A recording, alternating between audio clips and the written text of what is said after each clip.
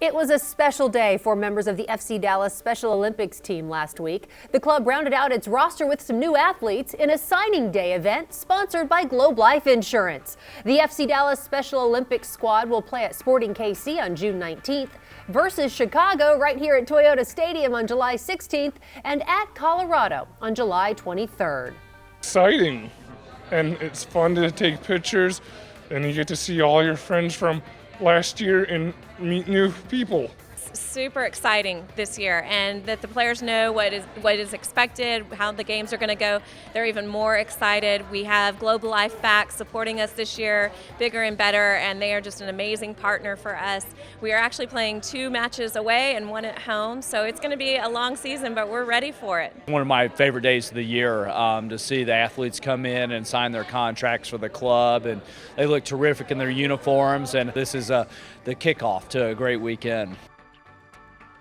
Óscar Pareja learned soccer on the fields of Medellin. Playing for a Colombian club, he says, made him a man. He also played during a time in which drug cartels controlled the country. For the first time on camera, Óscar shares his story about the country he loves and meeting drug lord Pablo Escobar. It's our focus in this week's Elephant Auto Insurance Off the Pitch. Colombia, beautiful country, filled by 50 millions of beautiful persons there that want to show the good face of a country who is surrounded by mountains and rivers and rainforest and the Andes and music and happiness. All of that is Colombia, with problems that every country has, but a country that is coming from a difficult years. In a decade that was a struggle for us between the end of the 80s and the end of the 90s, where we show the whole world our resiliency and the way we can overcome problems and difficulties, and now we can show a brighter country. You experienced those struggles in the late 80s and early 90s firsthand in a way that I think a lot of people couldn't even imagine. You played for Deportivo Independiente de Medellin. Yes, no? Medellin. You played for that club. What was that like, that experience? It was great because it was my club. It was a club that gave me the opportunity to be a professional and then be part of the academy where my family is from, where my friends are, with the people who grew up with me. Was that club owned by Pablo Escobar?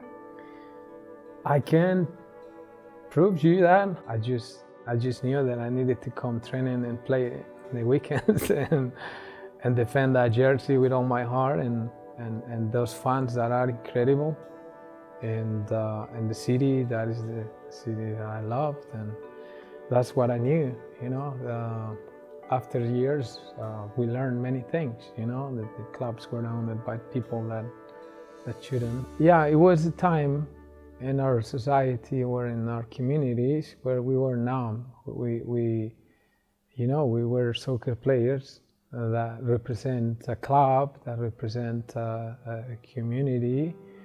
And we were in the middle of this storm, you know, in the middle of all this tragedy and drama, with the cartel being part of lives there somehow. And at the same time, well, we learned that these guys were in prison, and then we received invitations as soccer players to go and play there, and it was hard to say no. That's an invitation you do not decline, is it? You don't want to. So what is it like? Were you bussed there? Did you have to go through security when you got in? What was that experience like? But at that time, where the country was manipulated by these guys, we received that invitation also to go and play with him. Ask permission to the coach and the people who is directing the club and say what we have received this invitation. I think we should go. And then we went, and they picked us in a big truck or bus in different occasion, and they took us to the cathedral. And I remember the trip was just going through the mountains and going there. I didn't know where was it.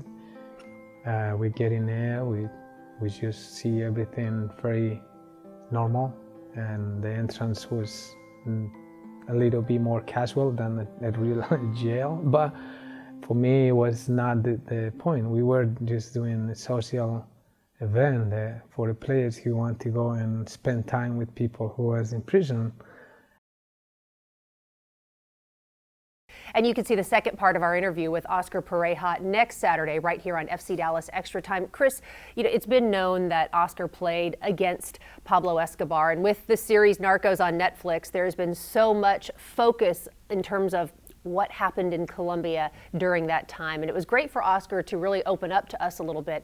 Has he opened up to you guys as well and shared what that experience was like? I don't necessarily know he's gone into great detail with me. I think I've seen 1 or 2 documentaries kind of on that whole era, and I've known that some players from that time period flew in and played at his compound and stuff of that sort. And I don't know if it was him or someone, but I believe he was a part of it. So for me, I mean, I'm not going to bug him about it or get too into it. We got a lot going on in front of us, but at the same time, it's obviously a little bit of history. That's pretty cool. It's a fascinating story, and we are going to detail it again next week right here on FC Dallas Extra Time. Still more to come. Chris is back to help us preview tonight's match against Toronto. You will not believe what Toronto FC is doing for the very first time during the regular season tonight against FC Dallas.